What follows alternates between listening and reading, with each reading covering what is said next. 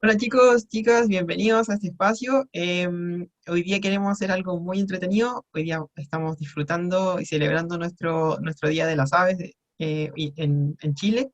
Y tenemos un gran invitado, tenemos a Juan Carlos Torres de la Unión de Ornitólogos de Chile o de Ave Chile. ¿Ya? Él es nuestro experto que tenemos invitado hoy. Así que, Dani, cuéntanos, tú dinos algunas cosas como para ir partiendo, cómo vamos a ir, de qué se va a tratar este espacio.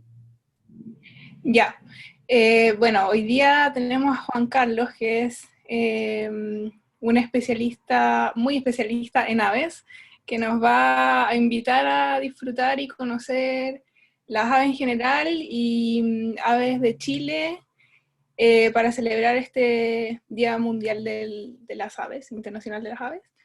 Así que nos va a hacer una presentación y al final vamos a dejar un espacio para hacer preguntas y bueno, pueden dejar sus preguntas o algunos comentarios después en, en los comentarios de la transmisión y vamos a ir resolviendo en la medida que podamos las dudas. Así que bienvenido Juan Carlos. Eh, Te dejamos el espacio para que nos cuentes sobre pajaritos y las aves. Eso. Muchas gracias. Más vale que sea entretenido. Los pajarólogos usualmente hablábamos de las aves y era como fácil definir lo que eran las aves. Y puse justamente una diapositiva que muestra cómo se nos ha ido complicando esto de hablar de las aves. Muéstrame la diapo. Porque en el fondo las aves se han ido acercando mucho con este tipo de animalitos que se llaman los dinosaurios. Supongo que todos vieron la película, la primera, creo que las otras son malas, pero la primera era la buena.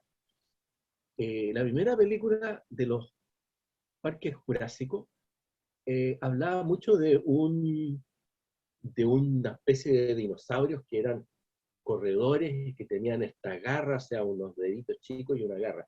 La película hace una mezcla porque eh, hablaba de los velociraptor, parece que ese era el nombre más comercial, pero en realidad debieran haber hablado de una especie que se llamaban Deinonychus, porque los velociraptors estaban en otro lado. Pero bueno, por una cosa, pero eran dinosaurios parecidos, similares, que corrían. Y si ustedes miran la imagen arriba, muestra un poco cómo eran, cómo se pensaba en los tiempos, hace unos muchos años, ¿no? Cómo se pensaba que eran estos animales. Y lo que está en colores muestra cómo sabemos que ahora que eran, y estos dinosaurios, que la película nos mostraba con escamas, ahora los dinosaurios, sabemos que muchos dinosaurios tenían plumas. Este, por ejemplo, justamente abajo está mostrando cómo era que tenía unas plumas en la cabeza. Entonces, las plumas se originaron en algún grupo de dinosaurios, y en ese grupo de dinosaurios después dieron origen a las aves, y los dinosaurios se extinguieron, las aves no. Entonces ahora a los que les gusta decir que las aves son dinosaurios dicen, bueno, las aves son los representantes de los dinosaurios. Muéstrame la siguiente diapositiva, que justamente una de las cosas que también se ha descubierto. Eso se le ocurrió en la película. Hay una parte en la película donde hablan le hablan al paleontólogo que muestra la garra y le dicen, el niñito le dice, pero Baker piensa tal cosa, y el tipo pone cara así. Bueno, Baker efectivamente es un paleontólogo tejano que le gusta usar sombreros tejanos, estos cuellitos de tejanos con esa cuerda y unas hebillas grandes. Baker hace muchos años que empezó a decir, bueno, ¿por qué dibujamos siempre a los dinosaurios de color así café, oscuro, no sé, como si las aves tienen colores y las lagartijas ahora tienen colores, los dinosaurios tenían colores? Y todos dijeron, no, este tipo es un exagerado.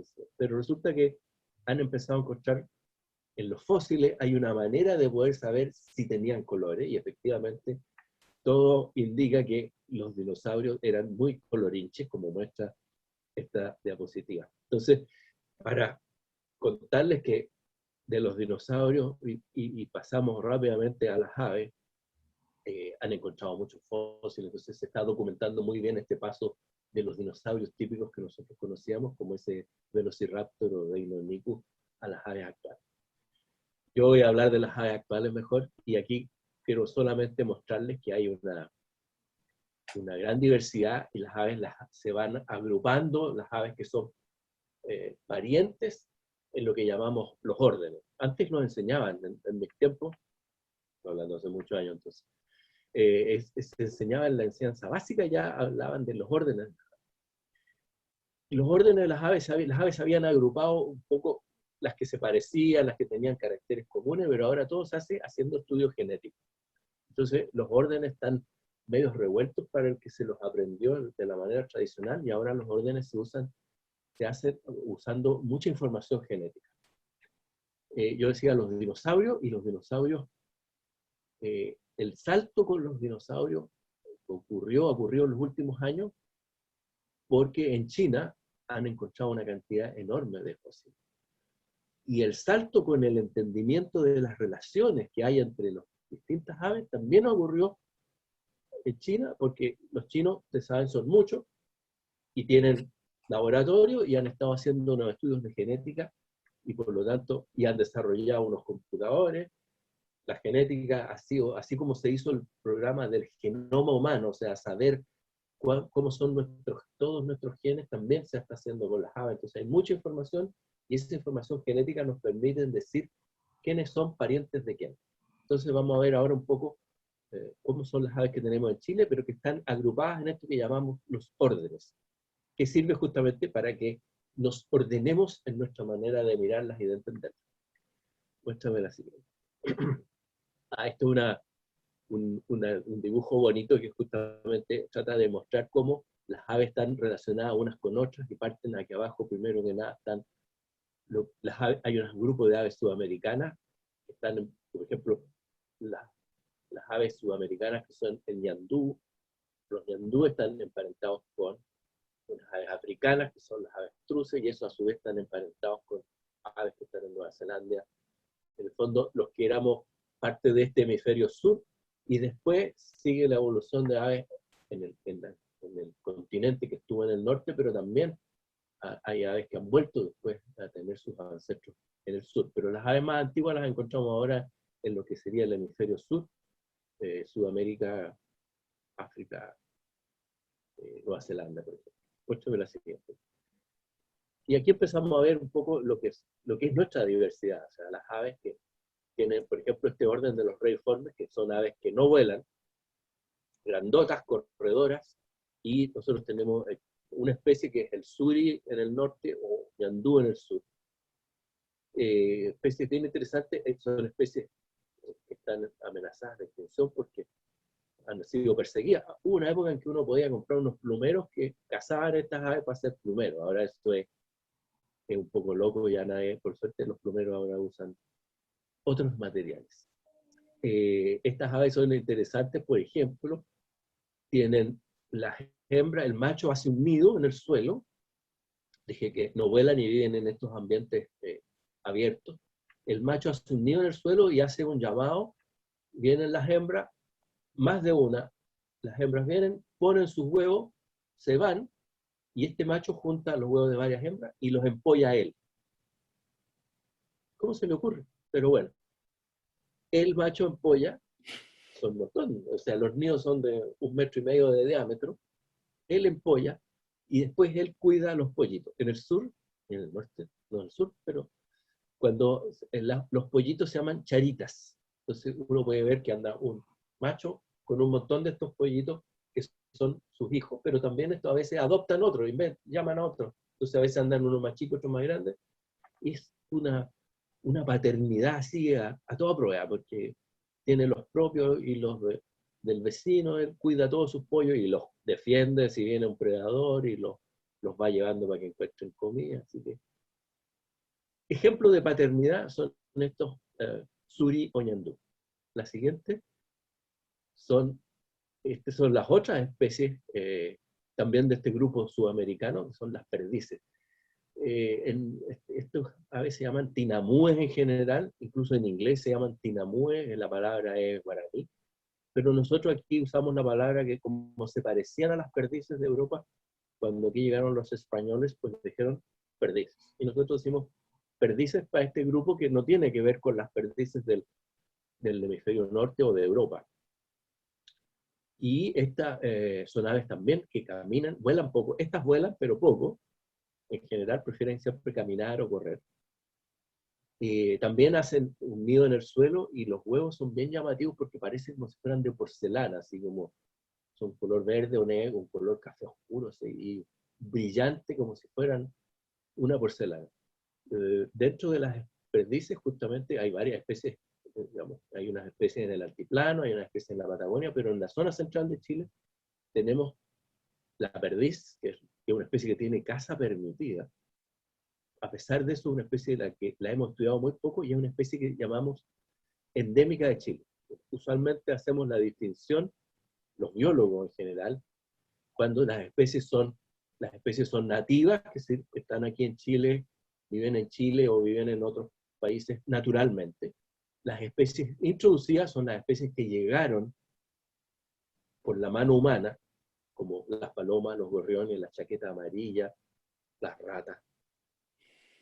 Pero dentro de las especies nativas, las especies que tenemos que son nuestras, hay unas que tienen una categoría especial, que son las especies endémicas, es decir, las especies que solo viven en Chile. Una de las especies que viven en Chile es esta que se llama la perdiz, que como dije, se puede cazar. Todavía hay una época en que la gente sale a cazarla y legalmente, digamos, se pueden cazar. Muéstrame la siguiente. Este es un grupo de aves bien diverso y con muchas especies, que son los anseriformes, es decir, los cisnes, los gansos y los patos. Y tenemos varias especies. Los gansos son estas especies que viven en la Patagonia o en la zona andina. Aquí en la zona andina de Santiago vive este ganso blanco con negro que es el tuquén. Los cisnes, que son más o menos conocidos de todos, me imagino, yo puse ahí una foto, pero todos conocen, tenemos dos especies, el cisne cuello negro, bastante conocido, y el cisne coscoroba. Y los patos, que hay muchas especies de patos y hay que distinguirlas, y hay especies que viven, por ejemplo, el que está ahí abajo de la cara blanca es el pato puna, solo vive, como el nombre lo dice, solo vive en la puna o en el altiplano de la zona norte, pero hay otras especies que están prácticamente a lo largo de todo Chile, e incluso hay algunos que habitan en ambientes marinos, o sea, hay patos que también pueden estar en la zona marina. Hay un ganso que está en la zona de Chiloé al sur, que es un ganso, vive en la costa y se alimenta de algas, así que es un ganso adaptado a la vida en el mar. Muestro en la siguiente. Aquí tenemos lo que mencionaba, estos son dentro del orden de los galliformes, que están las gallinas, los faisanes, y están las codornices. La codorniz es una especie introducida, es decir, una especie exótica, llegó, la trajo alguien desde California, alguien pensó que aquí podía ser una buena idea traerla, y soltó algunas, capturaron en California y soltaron algunas aquí, y si aquí se distribuyeron. Nosotros con California, Chile central, tiene en común con California el clima mediterráneo. Es decir, pues nosotros tenemos el mismo clima que tiene la zona del Mediterráneo, el mar Mediterráneo. Tiene un clima mediterráneo, de ahí viene el nombre, todo lo que es la parte de España, Italia, el norte de África tienen este clima mediterráneo con verano seco e invierno lluvioso. Y ese clima también ocurre en un sector, una parte de Australia, una parte de Sudáfrica y en California. Entonces, con este clima mediterráneo se desarrolla una formación de vegetación que se llama el matorral mediterráneo. Las perdices viven en el matorral mediterráneo de California y se adaptaron entonces bastante bien, están felices en los matorrales de Chile y están bastante ampliamente distribuidas. Entonces, pero es una especie introducida. Aquí hay un orden que tiene solo 4 especies que se llaman los podicipediformes, los zambullidores, es decir, aves que viven en el agua y que les gusta, en tierra son más o menos torpes, no vuelan mucho, les cuesta volar o no les gusta volar, prefieren estar todo el tiempo en el agua. Cuando uno los trata de mostrarle a alguien en el agua, dicen, mira, ahí hay un zambú, y se hunden. Entonces uno tiene que esperar a que salgan de nuevo, porque siempre son bastante activos. Estas aves tienen las patas puestas bastante atrás en el cuerpo, entonces como el cuerpo tiene una forma de un bote, y las patas están atrás, equivalente a lo que sería el motor de un bote, pensando en un bote de motor, ¿no? Porque justamente usan las patas para eh, nadar bajo el agua. Entonces, cuando están en tierra, como que se van un poco para adelante, cuesta mantener así el equilibrio. Y se alimentan de invertebrados o de peces. Sí, y aquí tenemos otro grupo de aves que también están adaptadas a los ambientes acuáticos. En el mundo existen 6 especies de flamencos, y de esas 6 especies hay 3 que están aquí en la parte sur de Sudamérica, o sea que tenemos, en Chile tenemos 3 de 6 especies. Hay una que vive en la zona en Centroamérica, y uno que vive en el Mediterráneo, y una especie en el sur de África. Entonces nosotros afortunadamente tenemos estas especies bastante llamativas, los flamencos. Antes se llamaban estas especies zancudas, digamos, patas largas, cuello largo, que tienen un pico bien especial que usan para filtrar, y se alimentan de pequeños invertebrados y de algas, parece que también de bacterias. Una cosa interesante son los colores, estos colores de rosado a rojo, bien llamativos, ¿no? Y los colores tienen que ver con la alimentación.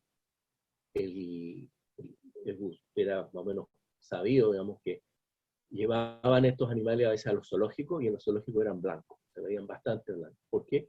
Porque no estaban comiendo lo que ellos comían, se alimentaban bien, estaban sanos, pero el color se lo daban los crustáceos o ciertas algas que ellos se alimentan. Y justamente en la zona norte, que viven hay una especie que está más ampliamente distribuida, pero la mayoría, las dos especies, hay 2 especies que viven solo en la zona norte, en el altiplano. Y ahí entonces se alimentan de estos crustáceos y algas que le dan este color rojo llamativo. Otro grupo interesante, propio del hemisferio sur, que son los pingüinos. En Chile tenemos varias especies, porque tenemos 2 especies de pingüinos que están aquí a lo largo de toda la costa, más los pingüinos antárticos, o pingüinos que viven en la zona, en la zona austral, en las islas, en algunas islas. Los pingüinos llaman la atención de mucha gente, ¿eh? Son en los zoológicos no sé, en Europa, Estados Unidos, tienen pingüinos, la gente corre a mirarlos, y cuando los alimentan, para nosotros son como más natural tener pingüinos, pero igual son bichos interesantes. No vuelan, pero usan sus alas para eh, moverse bajo el agua. Yo decía antes, estas aves que nadaban, los zambullidores, usan las patas, y los pingüinos en cambio usan las alas. Son especies marinas. Lamentablemente están especies amenazadas de extinción, porque la pérdida de la pesquería, las pesquerías, los peces que ellos cazan, que ellos comen, han ido disminuyendo por sobreexplotación, y las especies están amenazadas. Pero bueno, hay varios lugares aquí en la zona central, es bastante cerca, uno podría ir aquí a la costa y ver algunas de estas, las 2 especies de pingüinos que se llaman pingüino Humboldt y el pingüino de Magallanes, son las más familiares para nosotros. Aquí un grupo bien diverso, que se llaman los Procellariiformes, donde están los albatros, que son las aves voladoras más grandes, aves marinas más grandes que hay. Están también los petreles, que son otro tipo de aves marinas. En general, están las fardelas, que son parecidas a los petreles, y las golondrinas de mar. Todas en general, este grupo son aves pelágicas, es decir, aves que no están muy cerca de la costa, sino que están más bien en mar adentro, digo yo. Hay alguna gente que dice mar afuera. ¿Cómo? Y después me dicen si se dice mar afuera o mar adentro, pero están allá, lejos en el mar. Las especies estas son bien interesantes, porque hay, por ejemplo, nosotros tenemos aquí unas fardelas que nacen, se reproducen en las islas de Juan Fernández o en la isla Mocha, y luego salen a volar y vuelan, nacen y salen a volar, y se van por todo el Pacífico hasta Canadá.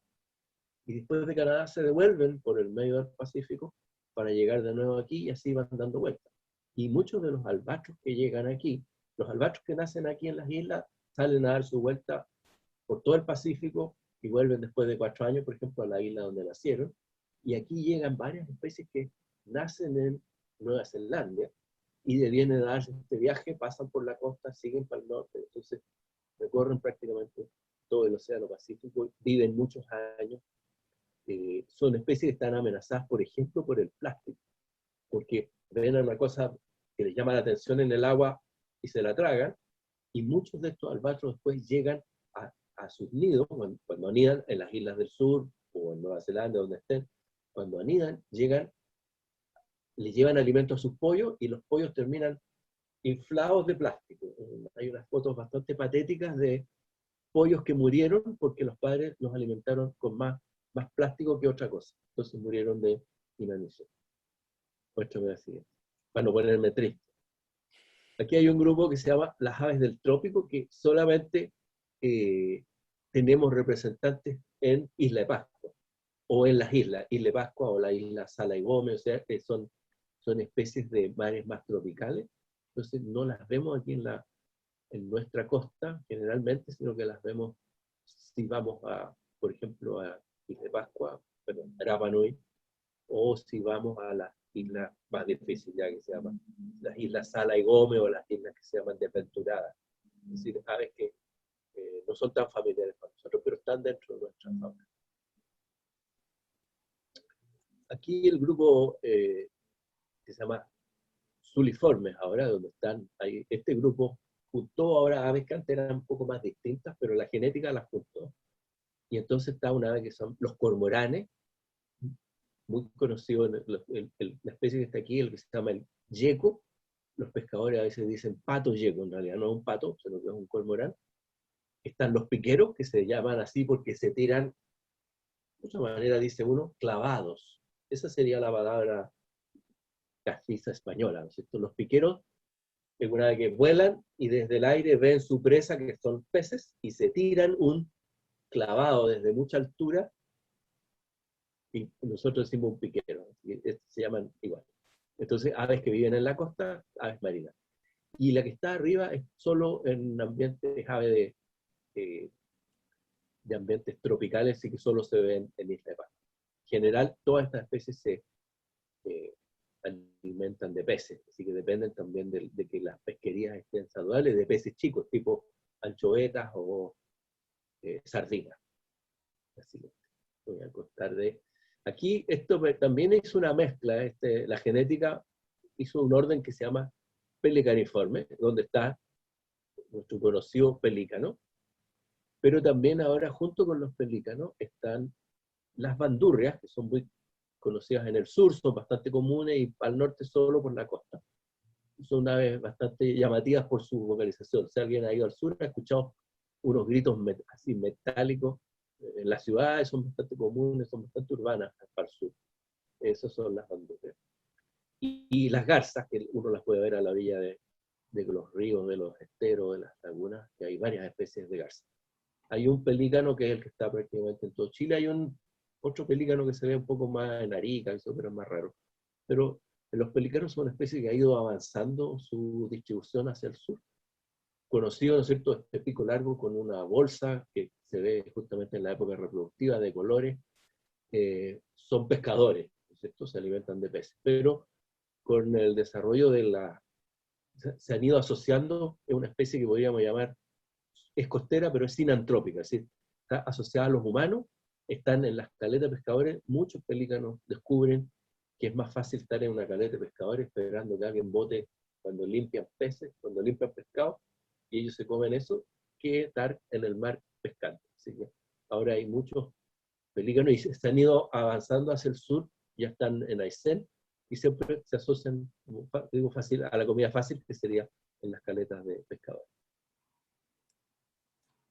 Aquí tenemos, este era un grupo que a veces se juntaba dentro de las rapaces, digamos, pero ahora están, la genética de nuevo dijo, estos son un grupo aparte, que son nuestro cóndor, nuestra ave heráldica, y los jotes o gallinazos. Estas son especies carroñeras.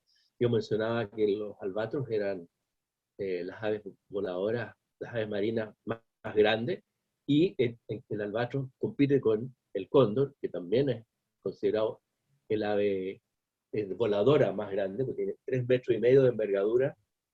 Es un ave, como digo, 3,5 metros es harto para una especie pero son grandes planeadores y carroñeros. Entonces, los gallinazos o jotes son bastante comunes en muchos lugares. En las ciudades del norte no los quieren mucho, porque son muy comunes, también asociados a industria pesquera, pero están en la ciudad. En las plazas no los quieren para nada, porque en muchas ciudades, Antofagasta, Iquique, Arica, las plazas se instalan en los árboles y como defecan, han tenido que, no, los trataron de correr, los han puesto así como declarados plaga, pero ellos están ahí tranquilitos y por lo tanto todas esas plazas, los asientos tienen que tener como un techito.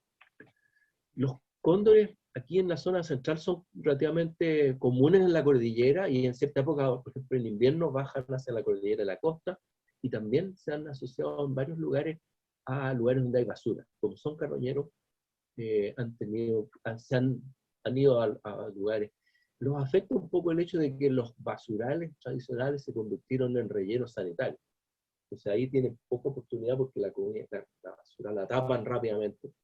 Pero ha habido varios registros en los últimos años de cóndores que llegan a Santiago, que llegan a lugares, hay una historia ahí de fotos de gente que está en un asado y llega un cóndor y se para en un edificio y se para en la terraza. Así. Los cóndores dependen de la carroña, pero principalmente de los animales que se encuentran en la cordillera, y dependen de si hay ganado que muere o si hay guanaco. Normalmente en la Patagonia, por ejemplo, son unas especies abundantes porque los guanacos son abundantes. Entonces, especies carroñeras que cumplen un rol importante en la naturaleza, deshaciéndose de todos los animales muertos, por ejemplo, del ganado o de los animales nativos, como sería el guanaco en el sur.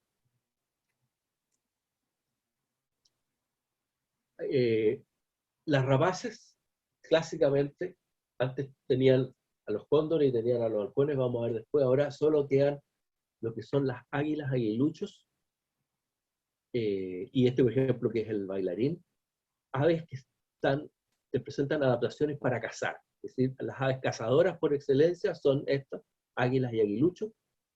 Tienen unas garras fuertes para agarrar sus presas, tienen un pico ganchudo que les permite cortar la carne y entonces son cazadoras. Básicamente cazan pequeños mamíferos, por ejemplo las águilas pueden cazar conejos, ratones, los bailarines también son cazadores de pequeños mamíferos, de lagartijas.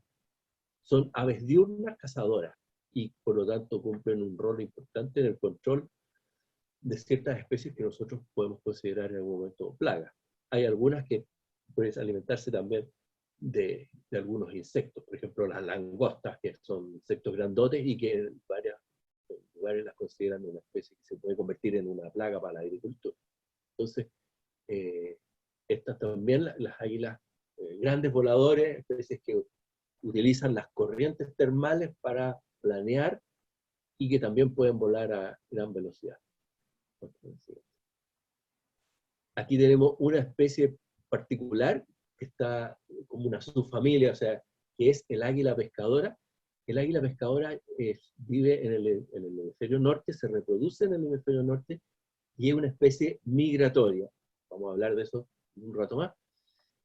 Aquí en Chile llega solo como visitante y como el nombre lo dice, es un águila de todas las características, ¿no es cierto? El pico ganchudo, las patas con unas garras, pero ella se dedica a pescar, se alimenta de peces y se puede encontrar en la época de ellas, en lo que para nosotros es el invierno, en el hemisferio norte es el verano, ella se está reproduciendo allá en el hemisferio norte. Entonces, ahora ya se fueron, pero cuando sea nuestra primavera y nuestro verano, ellas llegan volando desde Norteamérica para acá, por la costa, son capaces de pescar en el mar, obviamente que necesitan aguas un poco tranquilas, pero donde haya peces ellas pescan, y también pescan en el agua dulce. O sea, ellas pueden internarse por los ríos, y generalmente en ríos de aguas tranquilas o lagos, ellas pueden pescar truchas o carpas. Se alimentan entonces de peces y después están aquí en primavera-verano y después se devuelven al hemisferio norte.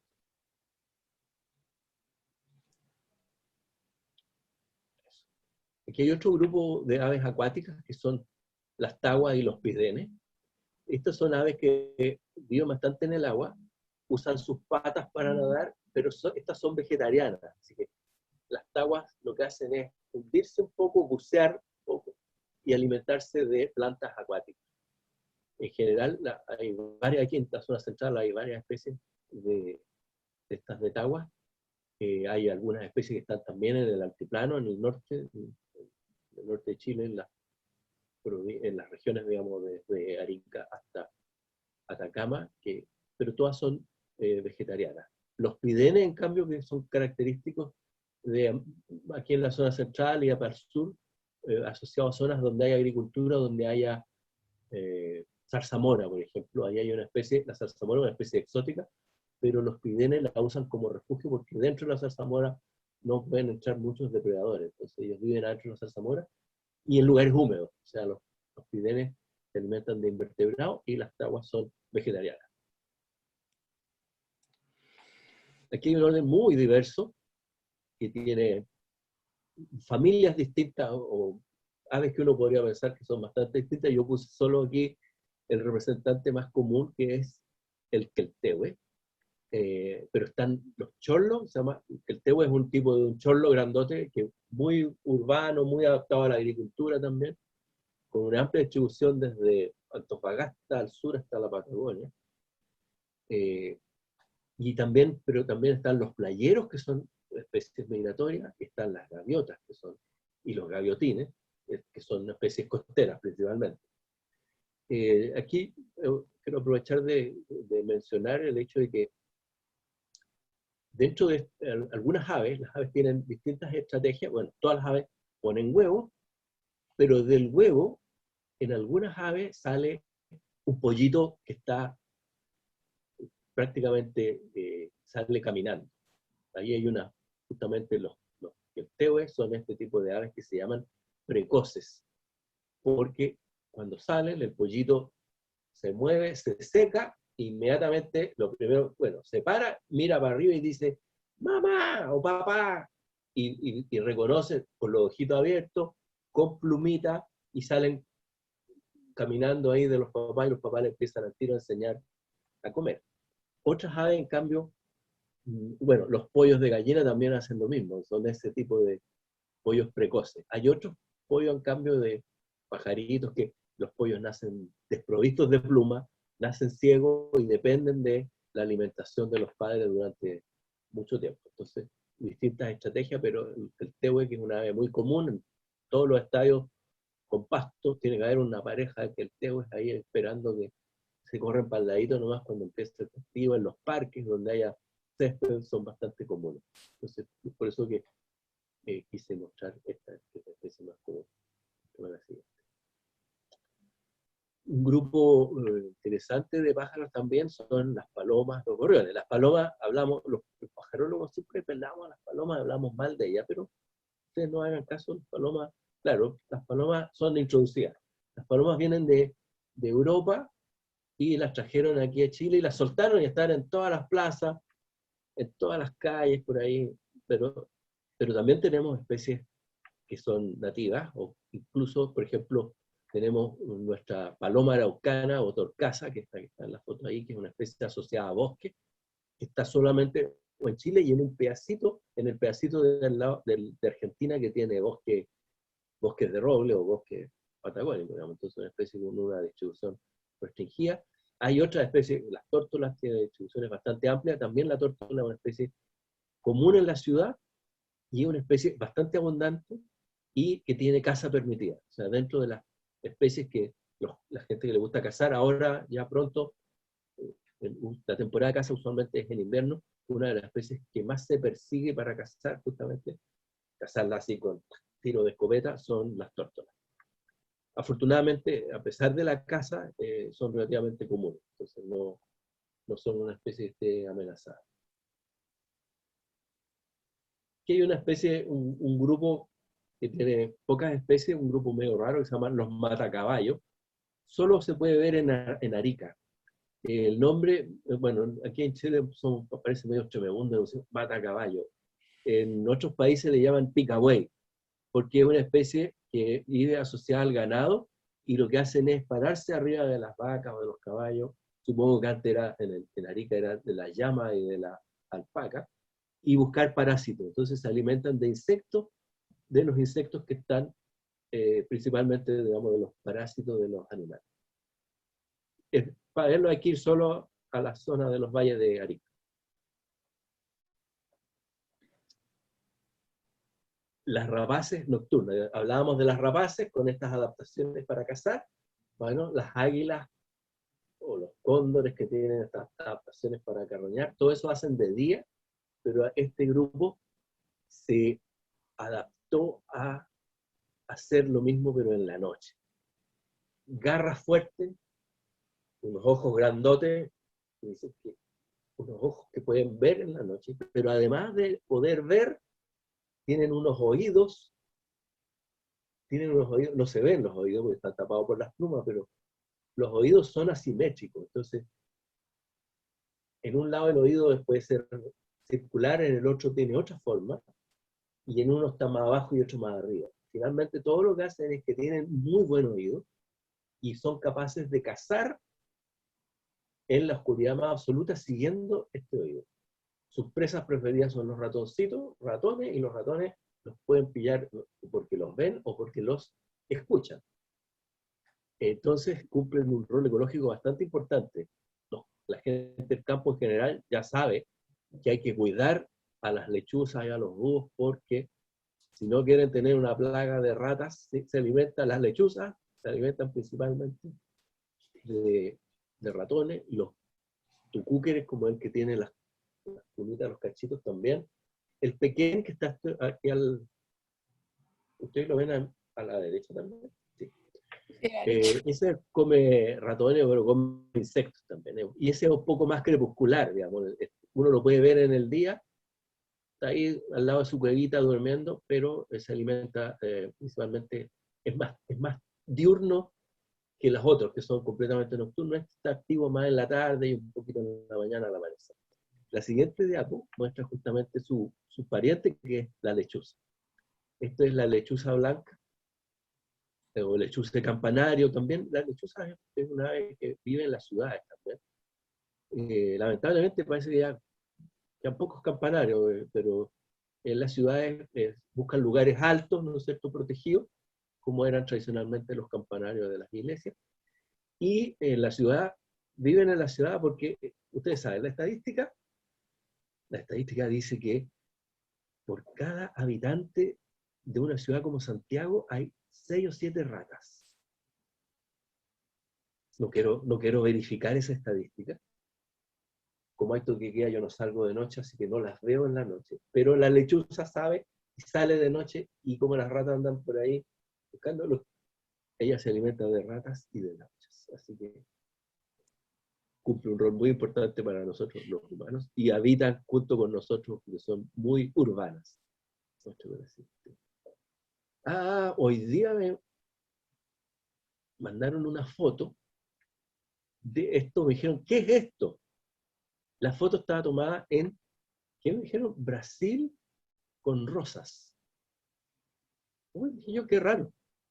Una gallina ciega, ese es su nombre académico. El nombre que dan los campesinos es plasta. No es tan bonito, pero bueno. Yo no le puse ese nombre, pero así se llama porque ellas están durante el día puestas en el suelo como si fueran una... ¿ah? Y no se ven, porque con sus colores, si uno se acerca, vuela, y cuando cae, uno dice, ¿dónde está? No la veo. Realmente pasa desapercibida, eso es lo que se llama un camuflaje. Y esta gallina ciega, el nombre gallina ciega, bueno, también tiene que ver porque cuando vuela, la persona que la había visto ahí en Santiago, dije, no es una ave urbana, por alguna razón llegó ahí. Pero dije, seguramente hoy día en la noche se va a ir al Mapocho y se va a distribuir después, se va a ir por el río Mapocho. No es una ave urbana en una ciudad tan grande como Santiago, pero en algunos pueblos, al Altiplano, por ejemplo, me acuerdo que uno podía, en Putre siempre había una al lado, en la plaza, a la sombra, pero buscaban insectos que llegaban atraídos por las luces. Lamentablemente, cuando cambiaron las luces y atraían insectos por estas luces modernas, que ahora OLED o como media naranja, ya no atraen a los insectos, así que ellas se las tienen que arreglar solas. Pero es una especie que vuela, tiene un pico se ve cortito, pero ellos abren el pico y tienen unas cerdas, prácticamente así unos pelos por los lados, y cuando entonces con el pico y con las cerdas por los lados, ella hace un embudo y vuela con este embudo como si fuera una red entomológica, digamos, y va cazando insectos.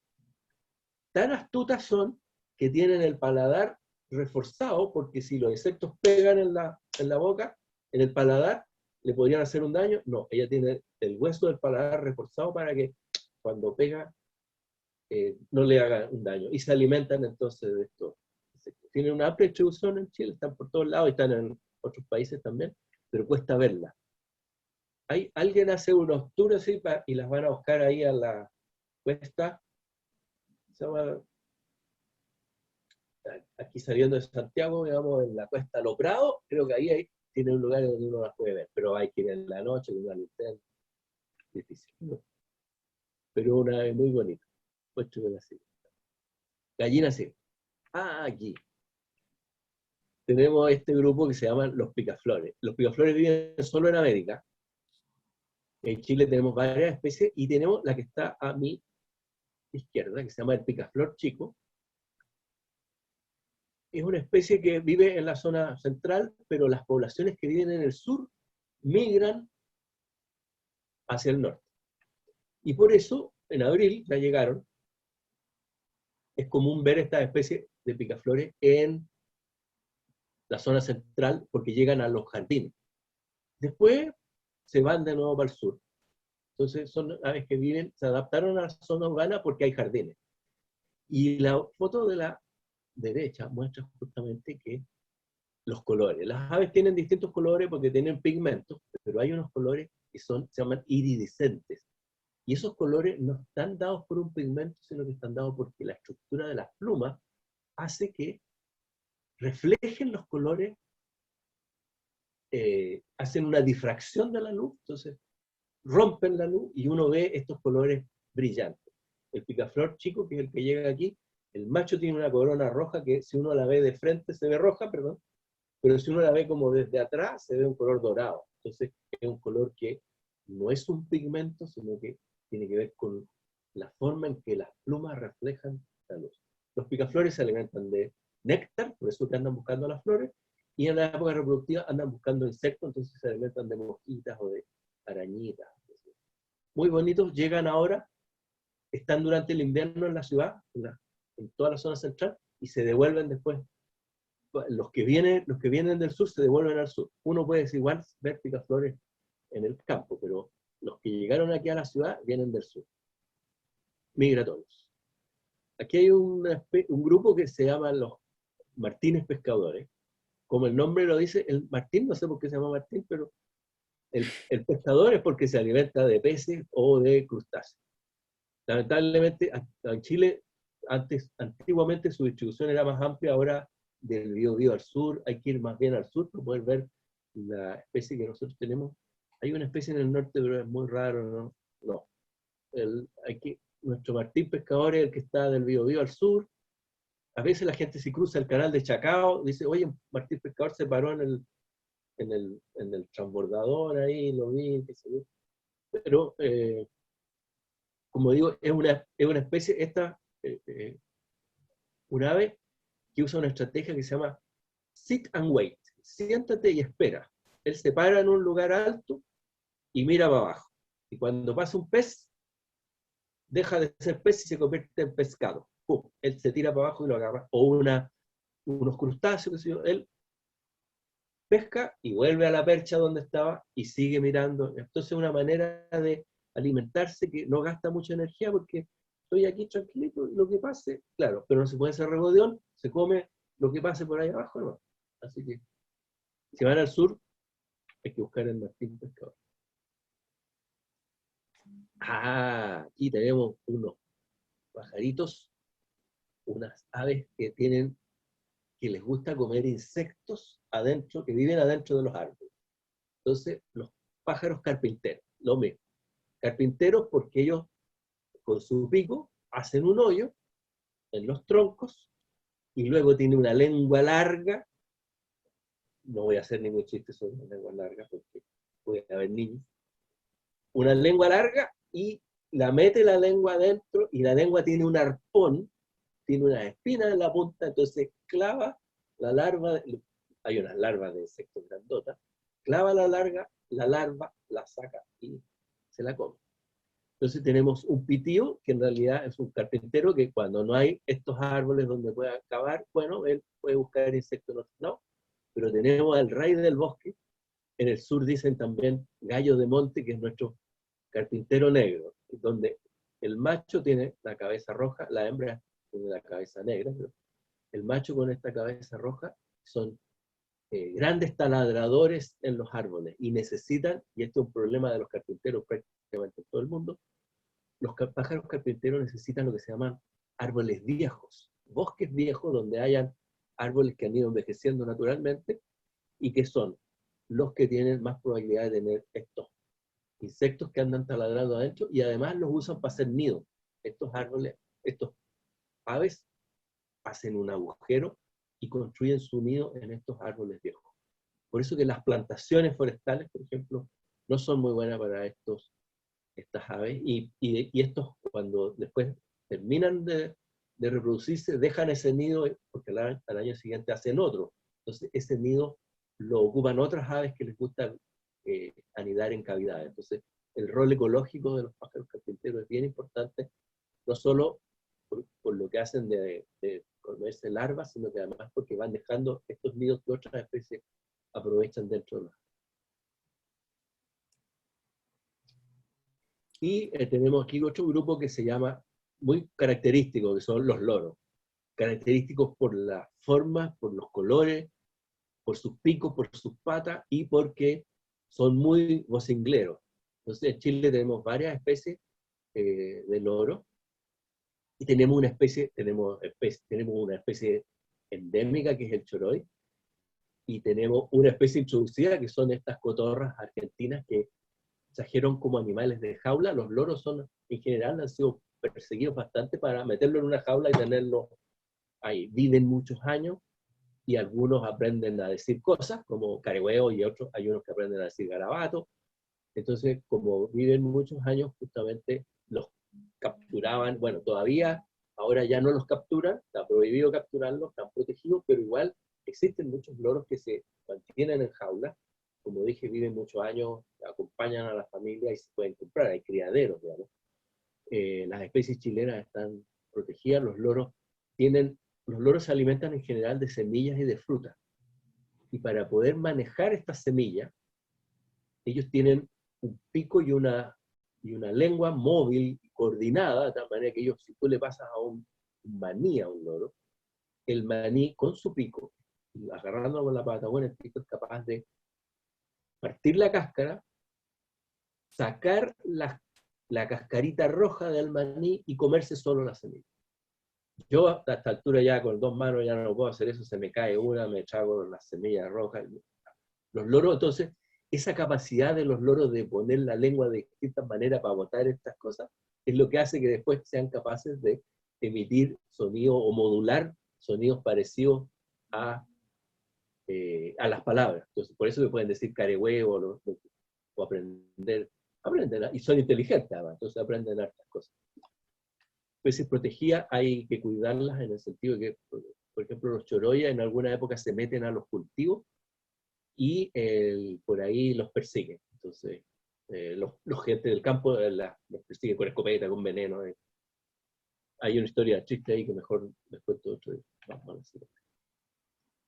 Aquí hay otro tipo de rapaces que se ponían juntas y ahora dijeron, no, la genética dijo, estos son distintos. También son los halcones, que son rapaces diurnas, que cazan, usan sus patas, pero también tienen en el pico una especie de gancho que les permite matar a sus presas más rápidamente. Entonces, junto con las águilas tenemos este otro grupo que al final no eran tan emparentados, que son los halcones. Y ahí tenemos, por ejemplo, el tiuque, que es un halcón bastante generalista, muy común en las ciudades, muy gritón, uno lo puede escuchar ahí, y que se alimenta, puede cazar, pero también puede ser bastante carroñero. Lo mismo que el carancho o charo, que también es bastante carroñero. Entonces, aunque tienen habilidades, todas las usan y prefieren buscar carroña. Y aquí llegamos a lo que sería lo que más específicamente podemos llamar un pajarito, que son los paseriformes, o aves cantoras, que son los que efectivamente utilizan, tienen una siringe que les permite cantar mucho, y tenemos un grupo que es bastante común, esto dice aquí los aves sudamericanas, y la siguiente muestra aves que son más cosmopolitas, que son los cantores propiamente tales, como por ejemplo nuestras diucas o nuestros chirigües o jilgueros. Y aquí en este grupo entonces están los canarios, que son las aves cantoras. Aquí está lo que nos convoca, el Día de las Aves Migratorias. Y este año, el afiche dice, el lema es, canta, vuela y elévate como las aves. Es decir, hay un llamado a mirarlas, a entenderlas, a escucharlas, porque las aves se distinguen porque cantan, y ahí, bueno, en ese afiche muestran ahí justamente, arriba de Cabeza Roja hay un jote o gallinazo, hay un picaflor, pero desde el hemisferio norte hay un gaviotín, que son aves migratorias que llegan, y hay unos chorlos que son aves migratorias que llegan aquí a Sudamérica. Muéstrame la siguiente. Es bien interesante esto de las aves migratorias. Aquí hay un clásico afiche que hizo el National Geographic hace años atrás, justamente muestra cómo son las especies que, varias especies, hay distintos tipos de especies migratorias. Migratoria significa especies que regularmente, en distintas estaciones, se mueven de un lugar a otro. Y si ustedes miran, hay una migración panamericana, es decir, aves que pueden partir en Alaska y llegar hasta Tierra del Fuego. En cambio, hay una migración templada, digamos, que es lo que yo mencionaba. Por ejemplo, los picaflores que viven en el sur, como en el sur viene el invierno, se vienen a la zona central. Es decir, una migración un poco más acotada. Hay una migración templado tropical. Nosotros tenemos aquí en la ciudad una especie que se llama el fío-fío, un pajarito que canta y que vive en los árboles, pero resulta que ahora ya se fueron. Estamos en mayo, ¿no? En abril, ellos dicen, hasta luego, no me gusta esta ciudad en invierno, y se van, por ejemplo, de todas las ciudades de Chile central, desde Atacama al sur, hasta las que están allá en Puerto William, ellos dicen, no me gusta este clima, y se van a Bahía do San Salvador, en Brasil.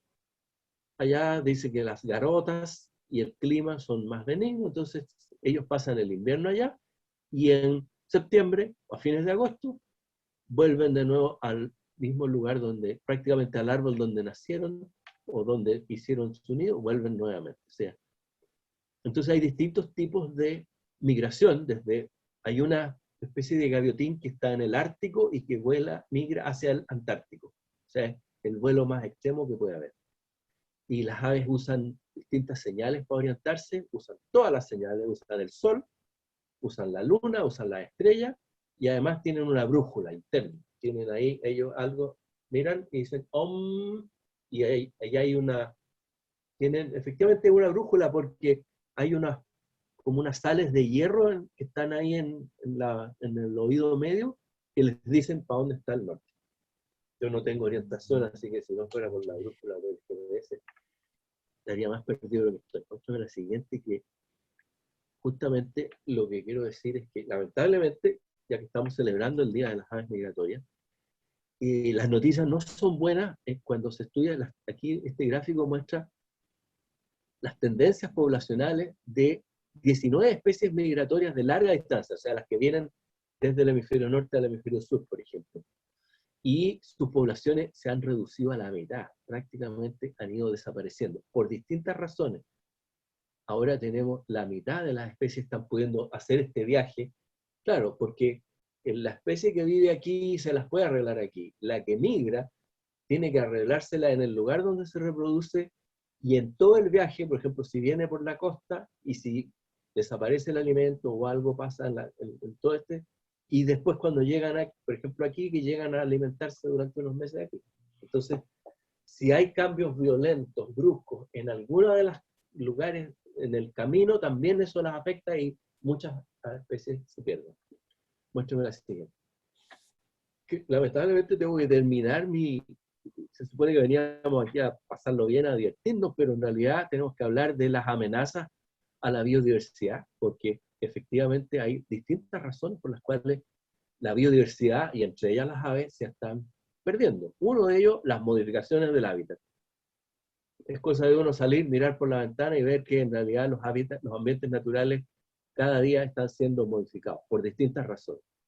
Si ustedes han escuchado que las producciones de paltas afectan a las personas porque no hay agua, bueno, las producciones de paltas, por ejemplo, los cerros están llenos de palto y eso no es un ambiente para muchas especies de plantas y de animales.